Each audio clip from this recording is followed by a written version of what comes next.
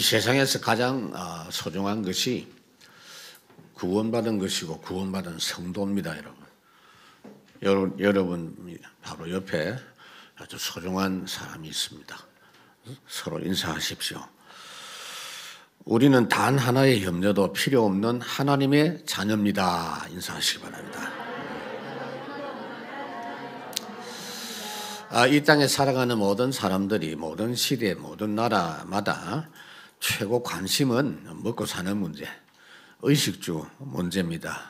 이 부분이 제대로 되지 않으면 굉장히 국가가 어려워지고 정치인들이 최고 타격을 많이 받고 또 경제가 좋았다가도 어려워지면 나라가 전반적으로 후진국 상황을 모면할 수가 없습니다.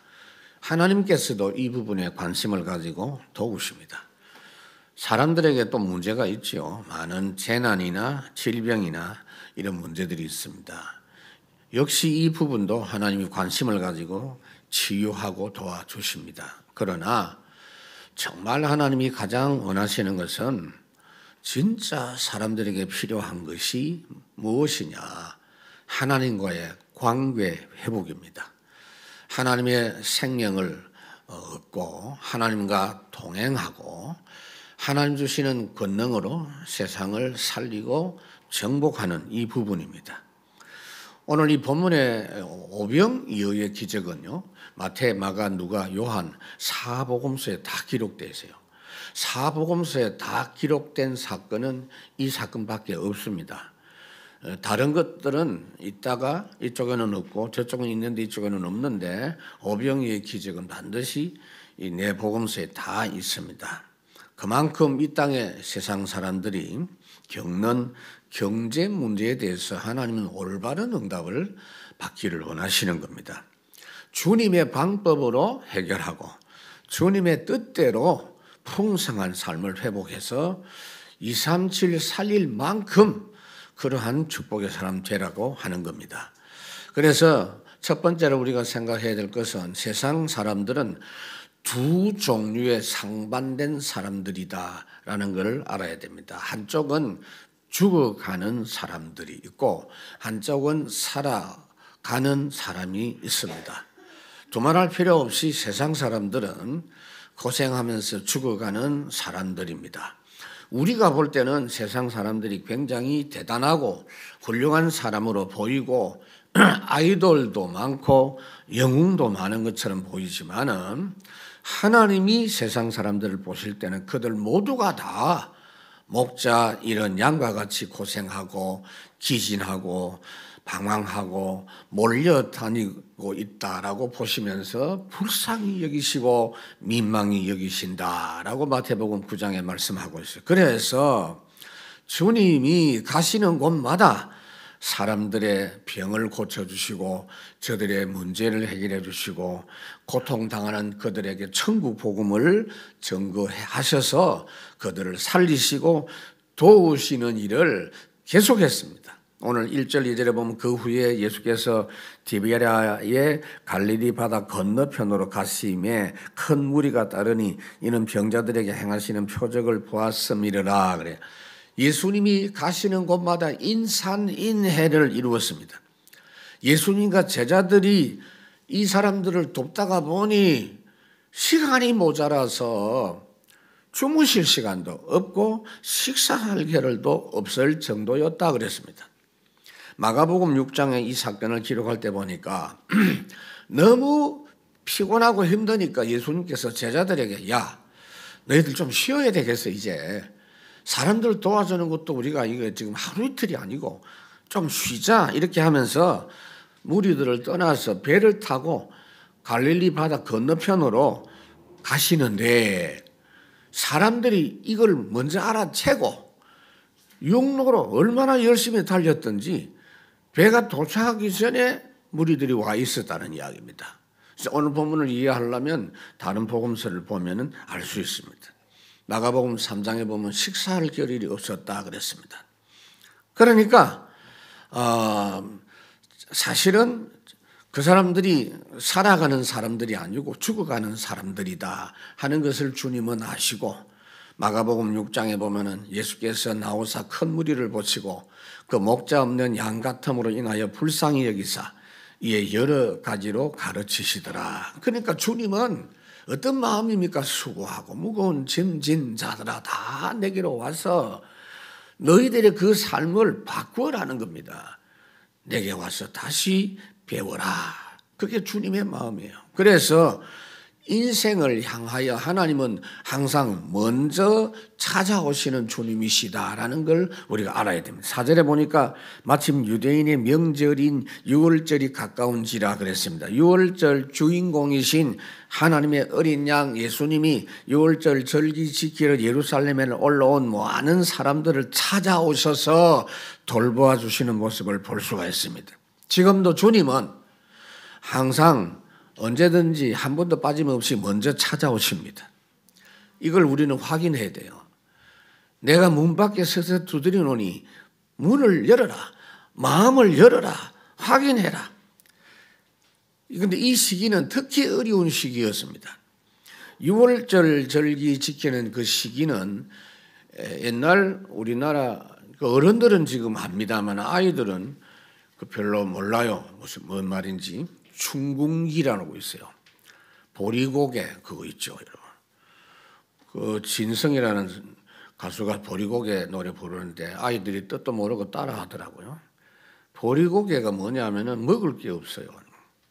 이스라엘 사람들도 가을 추수해가지고 그거를 다 먹고 양식이 거의 다 떨어지는 시기입니다. 봄 농사 했지만은 그 추수하기까지 이런 때니까 이때가 바로 보리고개 춘궁기 때입니다.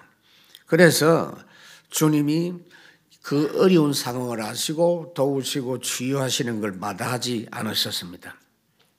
지금도 여러분 주님은 그렇습니다. 너의 작은 신음에도 응답하시니 너는 어느 곳에 있든지 주를 향하고 주만 바라볼지라. 세상 사람들은 죽어가는 사람이에요. 그런데 구원받은 여러분들은 그런 죽어가는 사람들과 같은 생각을 가지면 안 돼요. 우리는 새 생명 가지고 살아가는 구원받은 사람들입니다. 3절에 제자들의 지금 모습이 세상 사람들하고 똑같은 생각을 갖고 있으니 일깨워 주시는 그런 일을 진행하십니다. 예수께서 산에 오르사 제자들과 함께 거기 앉으시니 예수님이 제자들을 일깨우시는 역사를 시작을 하십니다. 너희들은 세상 사람 아니다. 우리는 구원받은 하나님의 자녀인데 이방인이 아니고 불신자가 아니고 마귀 자녀가 아닙니다. 여러분.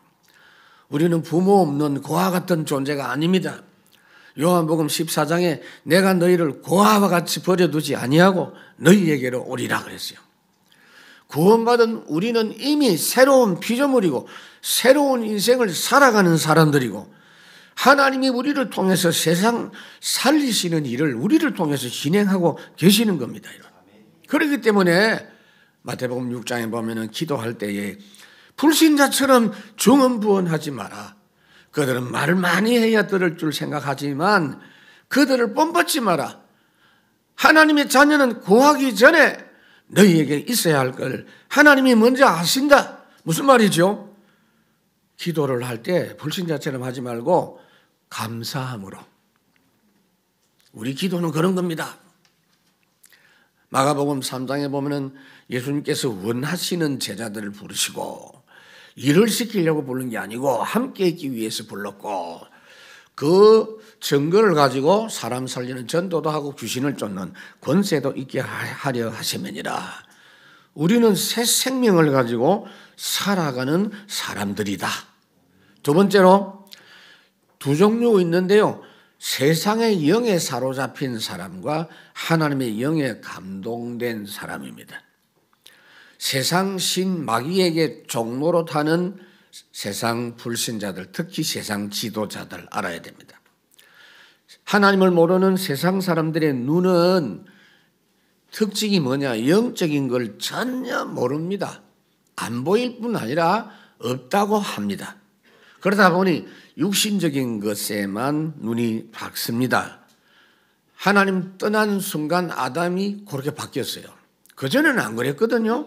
하나님 떠나면서 바뀌었어요. 창세기 3장에 보니까 이에 그들의 눈이 밝아져서 자기들이 벗은 줄 알고 무화과나무 잎을 엮어 치마로 삼았다. 그러면서 하나님을 피했다 그랬어요. 하나님이 무서웠다 그랬어요. 그러니까 그 흐름 따라 사는 노아 시대 대부분의 사람들이 하나님 보실 때는 구제불능, 이들을 더 이상 세상에 머물게 할 이유가 없다. 항상 악할 뿐이다. 라고 한 그들의 상태가 창세기 6장에 보니까 육신적으로 원하는 것을 다 했어요. 그래서 하나님의 영이 함께하지 않고 저들이 육체가 되다 보니 완전 네피림에 장악된 상태가 된다 하는 겁니다. 구원받아 놓고도 영적인 부분에 관심이 없는 롯을 보시면 창세기 13장에 롯이 눈을 들어 요단 들판을 바라보니까 소돔 고모라가 여호와의 동산 같고 애굽 땅과 같이 굉장히 살기 좋은 곳이다. 13절에 보니까 그러나 소돔 사람들은 하나님 앞에 큰 죄인이었더라 그랬어요. 여러분, 불신자 그리고 영적인 부분에 관심이 없는 신자들은요, 고린도후서 4장 마귀가 그리스도를 모르도록 혼미하게 하는 역사가 있다는 걸 알아야 돼요. 그래서 5절에 보니까 예수께서 눈을 들어 큰 무리가 자기에게 오는 것을 보시고 빌립에게 이르시되 우리가 어디서 떡을 사서 이 사람들 먹이겠느냐 하시니, 그러니까 이 지금 제자들의 모습은 불신자하고 똑같아요. 이 부분을 일깨우는 일을 주님이 하십니다. 지금도 우리에게 문제가 오는 것은요, 거의 다 이런 부분들의 문제입니다.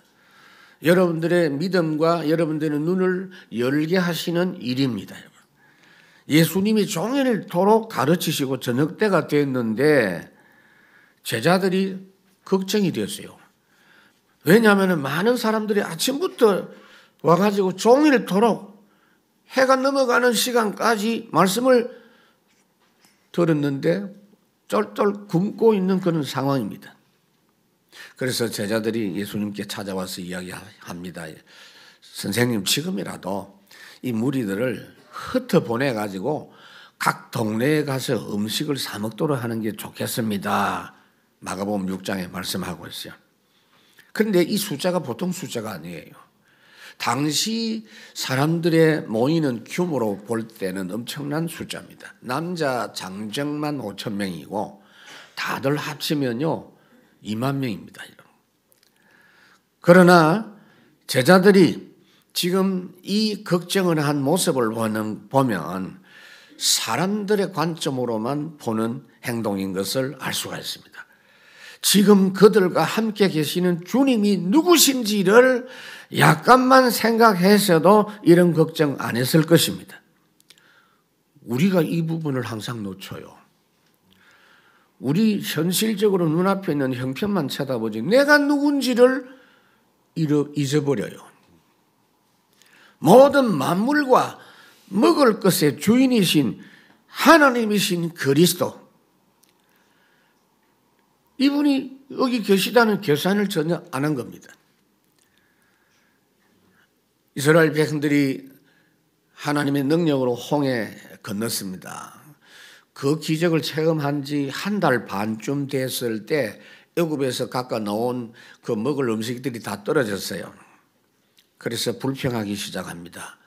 그때 하나님께서는 즉시 만나를 주셔서 40년 내내 굶어 죽지 않도록 해 주셨습니다. 이 사건을 그 후손들인 지금 이스라엘 백성들이 알고 있어요. 그런데도 지금 이 부분을 놓치고 있습니다. 성도라 할지라도 육신을 가진 사람이기 때문에 먼저 세상 사람들의 기준으로 보고 판단합니다. 그러니까 주일마다 해야 될 건 뭐냐? 여러분들이 눈을 새롭게 하셔야 돼요. 여러분들이 구원을 확인하시고 매일 이 부분 확인하는 것이 서밋 타임입니다, 여러분. 여러분들이 서밋이다 그 말이에요. 서밋 타임이 뭐냐면은 서밋인 걸 확인하는 거다 그 말이에요. 그래서 하나님이 우리 아버지 하나님이다. 우리는 구원받은 하나님의 자녀의 신분과 권세 가지고 있다. 그게 사실이잖아요. 이게 가장 큰 사실이잖아요. 이 믿음부터 확인해야 돼요. 틀림없이 사람들은 모두가 다 모자라는 조건을 갖고 있어요. 그러나 모자라는 하나님의 자녀입니다, 여러분. 병이 들었어요. 병든 하나님의 자녀입니다, 여러분. 그럼 문제 없는 거예요. 문제 있는데 문제가 없어요. 두 번째로 세상 이기시고 다스리시는 그리스도입니다. 6절에 보니까 이렇게 말씀하시면 친히 어떻게 하실지를 아시고 빌립을 시험하고자 하심이라. 주님은 이미 다 준비해 놓고 제자들의 믿음을 일깨우는 작업을 하시는 겁니다. 그 현장 문제를 어떻게 해결하실 것을 이미 알고 계획을 갖고 계셨는데도 지금까지 주님의 능력을 체험해 왔던 빌립의 믿음을 시험합니다. 빌립 혼자만이 아니에요. 제자들이 다 같이 보고 있어요. 여러분들이 어떤 문제를 만나도 하나님이 이런 마음으로 그런 문제를 주신 줄 알고 확인하셔야 돼요. 내가 누군지, 내가 전도자가 맞는지, 내가 주님의 제자가 맞는지 그거부터 확인해야 돼요. 지금도 우리를 향해서 주시는 문제나 미션이나 다 마찬가지입니다. 이 문제 해결하라고 하나님 문제 주신 거 아니에요? 이 지역 살려라 미션 주신 거 아닙니까? 고통받는 세상 사람 살려라 주신 겁니다. 그런데 착각하면 안 돼요. 우리 힘으로 못할 줄 아시고 말씀한 겁니다. 주님이 그 일을 직접 책임지시고 해결하시고 하나님의 뜻을 이루실 역사를 준비해 놓고 말씀하시는 겁니다. 그런데 빌립이 그걸 전혀 깨닫지 못하고 자기가 지금까지 살았던 삶의 방식대로 얼른 육신적인 계산만 먼저 했습니다.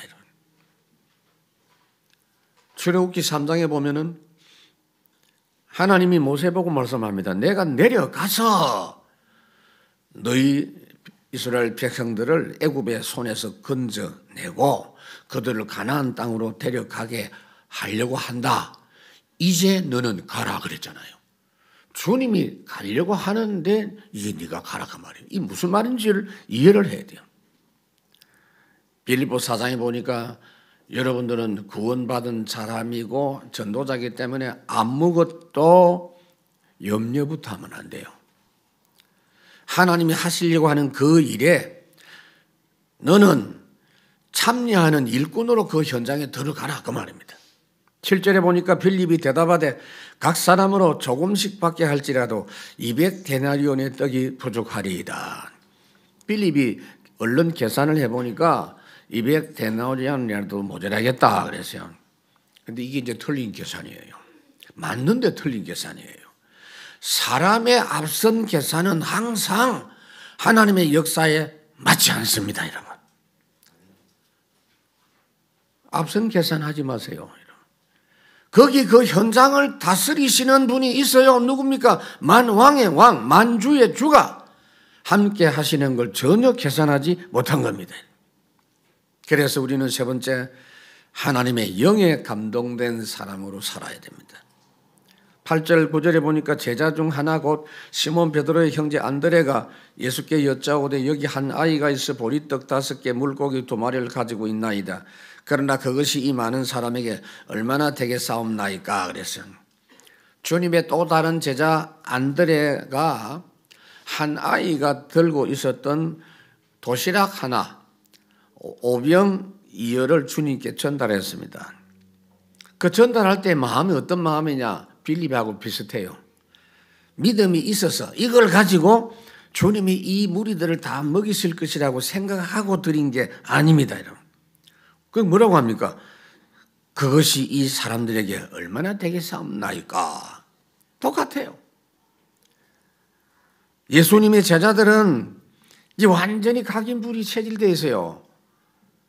구원받은 사람이고 하나님 부름받았지만 세상의 그 흐름에 오히려 지금 여기에 그렇지 않는 사람 한 명이 있죠. 세상 풍파에 시달리지 않고 아직도 부모의 돌봐주는 것에 익숙한 아이. 도시락 주인 이 아이의 믿음입니다. 이 아이는 그냥 단순한 마음으로 주님께 드린 겁니다. 주님 사랑하는 순수한 마음으로 드린 겁니다. 무슨 말이냐면은 이 아이가 부모에게 부탁을 했어요. 나 지금 예수님 설교 들으러 가겠습니다. 주님이 행하시는 표적도 구경하러 가겠습니다 하니까 그 엄마가 도시락을 싸준 것 같아요. 이 아이 집은 틀림없이 가난한 집 아이입니다. 그때 당시에 유대인들의 음식, 일반 음식은 뭐냐면 밀가루로 만든, 고운 밀가루로 만든 빵입니다.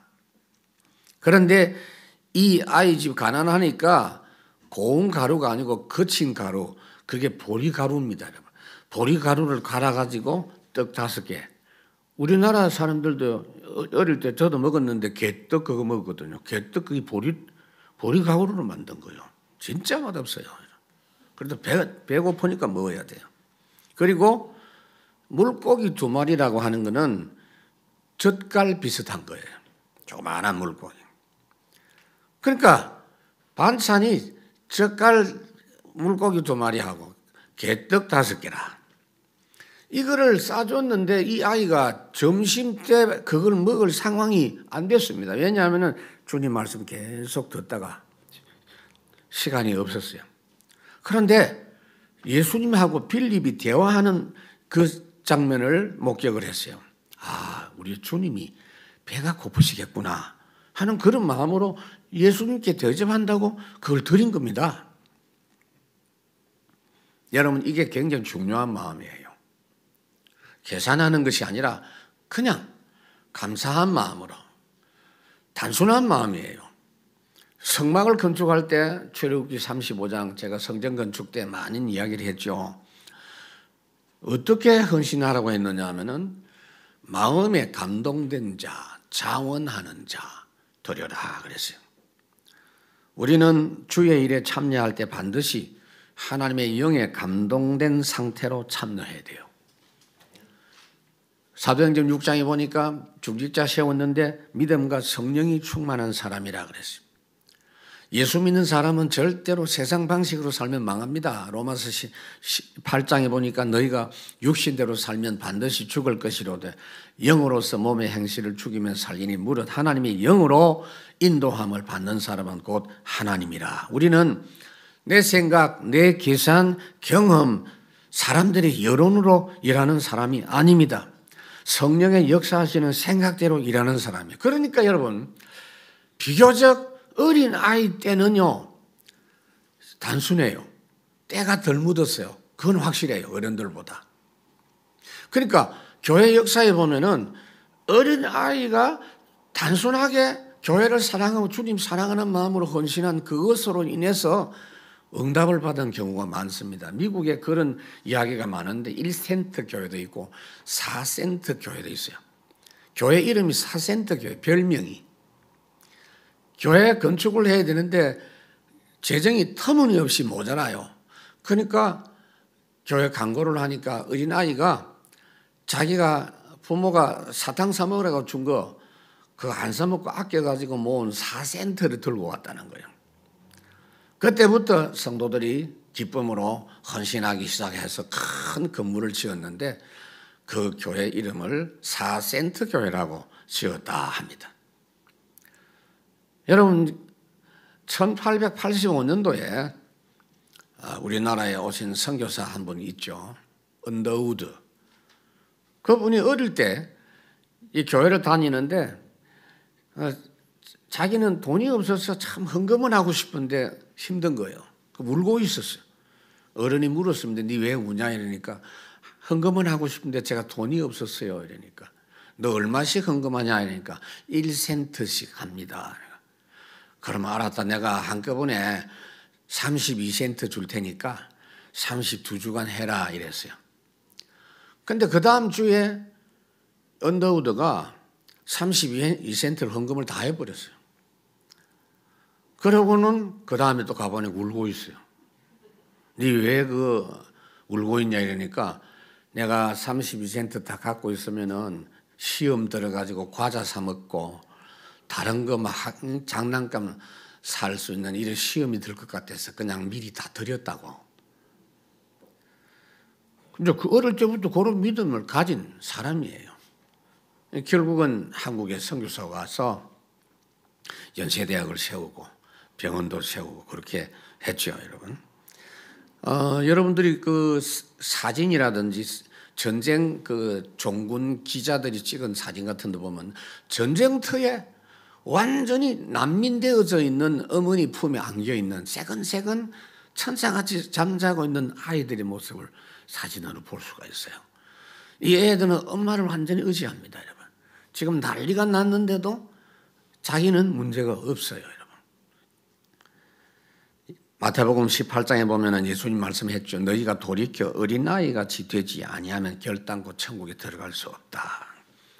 어린아이 같은 상태가 뭐냐? 하나님의 영에 감동된 상태입니다.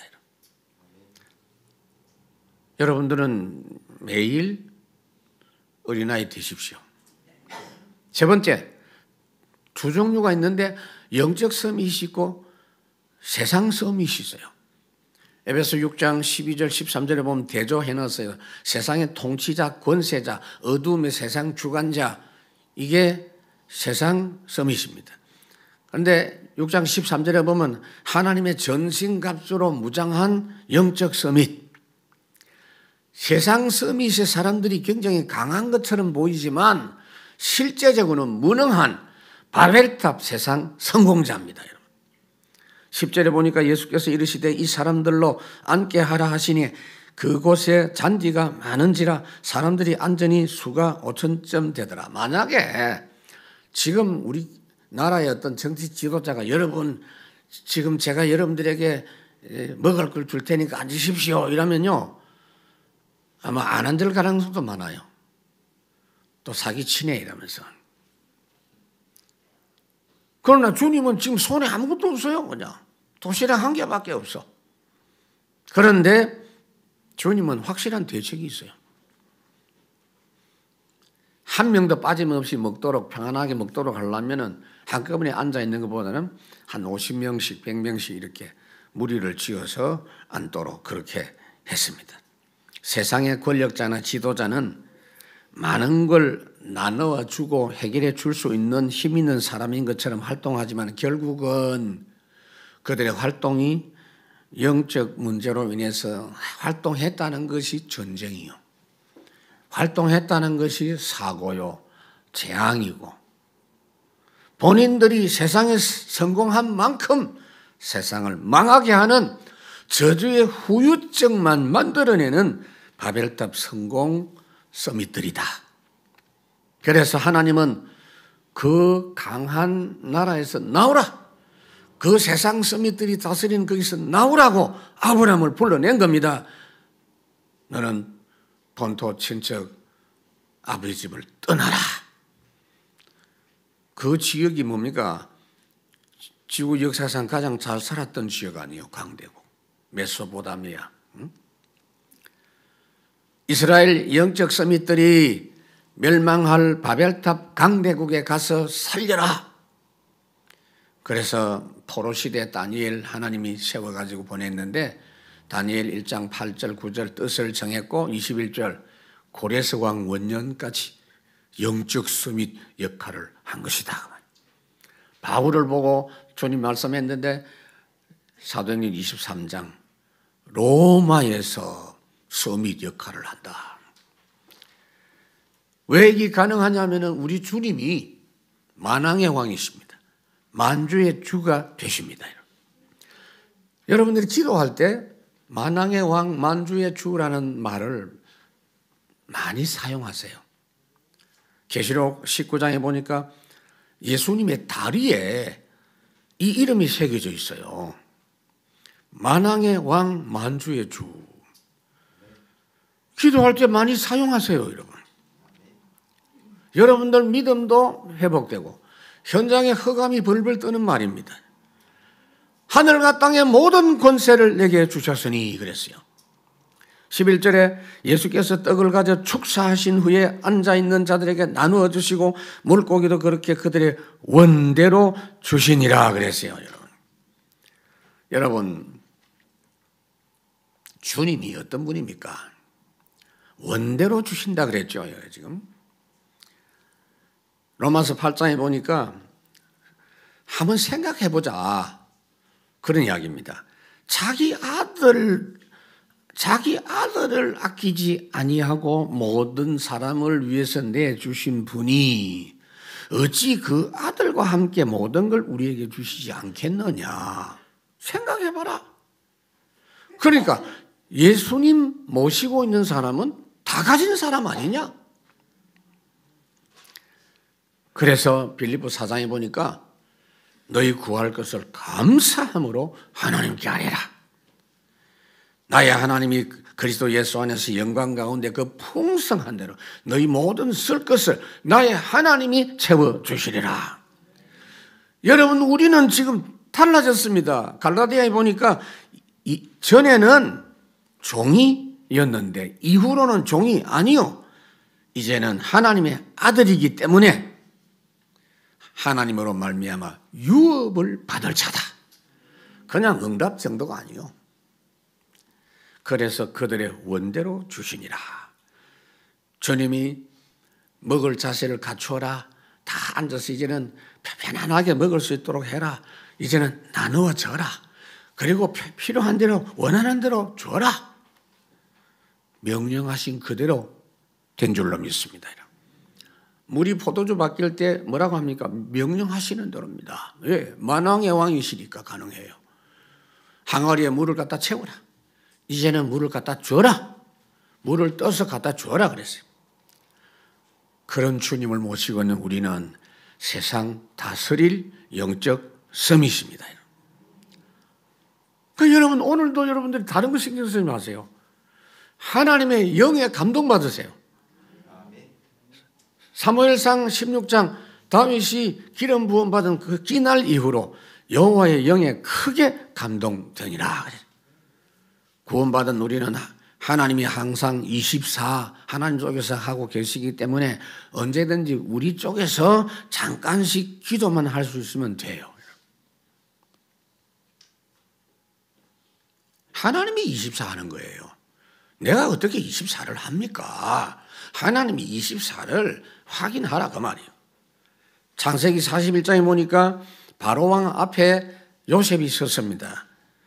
바로와 그 신하들에게 이르되 이와 같이 하나님의 영에 감동된 사람 우리가 어찌 찾을 수 있으리요. 왕이 고민을 이야기하니까 요셉이 왕이시여 좀 있다가 제가 저기 한쪽에 가서 기도하고 와서 제가 답변을 해드리겠습니다. 그렇게 안 하셨고 잠깐 대화하는 중에 잠깐 하나님께 기도하고 답변한 걸 볼 수가 있어요. 사도행전 4장에도 보니까 베드로가 성령이 충만하여 지금 협박받고 재판받고 있는 상황에서 잠깐 기도한 겁니다. 12절 13절 그들이 배부른 후에 예수께서 제자들에게 이르시되 남은 조각을 거두고 버리는 것이 없게 하라 하심으로 이에 거두니 보리떡 5개 남고 남은 조각이 12바구니에 찼더라. 여러분, 하나님의 은혜로 받은 응답은 남은 조각도 다 귀하고 소중하고 버릴 것이 없다.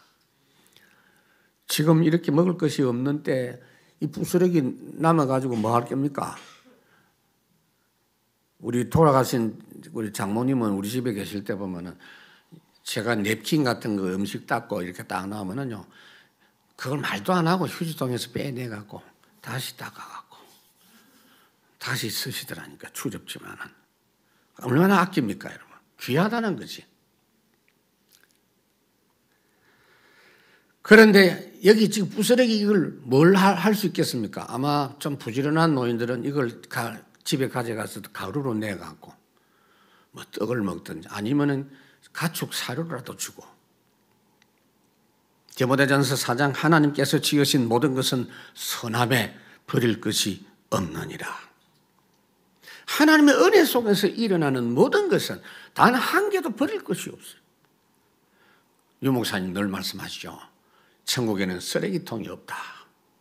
로마서 8장 하나님과 함께하는 사람 모든 것이 합력하여 선을 이루는 소중한 것이다. 말씀을 맺습니다. 여러분들이 매일 확인 안 하면 안 돼요. 눈 뜨고 일어난 그 상태로 살면 절대로 안 돼요. 완전 해결된 사람으로 확인하고 출발하셔야 돼요. 나는 오직 237 살리는 일 때문에 살 것뿐이다. 내가 잘 살고 잘 먹고 살기 위해서가 아니다. 아셔야 돼요. 오늘 본문에서 여러분들이 이 제자들처럼 이런 모습이라면 어떻게 해야 될까 생각해 봐야 돼요. 고린도후서 4장 16절에 보니까 우리가 낙심하지 말지니 겉사람은 후패하나 속은 날마다 새롭도다. 이게 바울의 상태예요. 근데 대부분의 사람들은 겉도 나이가 들어가고 속도 또 나이가 들어가요. 속이 늙으면 안 된다 말이에요. 하나님의 자녀는 육신은 어쩔 수 없이 늙어가고 그렇지만은 속은 갈수록 어린아이가 돼야 된다 그 말이에요. 하나님의 일에 교회 일에 완전 100% 하나님이 인도받는 어린아이 되자고요. 그래서 대부분 먼저 세운 대책은 안 맞습니다. 그거 틀린 거예요. 먼저 계산한 거 틀려요. 거의 그렇게 될 것이라 99% 예상한 거 그대로 되는 법이 없어요. 하나님의 뜻대로 돼요. 보좌에 앉아서 하나님의 역사를 진행하시는 237 세계복음화 역사 완전합니다. 우리는 완전 어린 아이 마음으로 인도받아서 완전 동행 확인하셔야 돼요. 그게 위드입니다. 하나님의 위드입니다. 하나님의 임마누엘입니다. 하나님의 원네스입니다. 예수 믿는 사람이 염려가 되고 짜증내고 불평하는 그 자체가 일단 틀린 겁니다. 아닙니다, 여러분.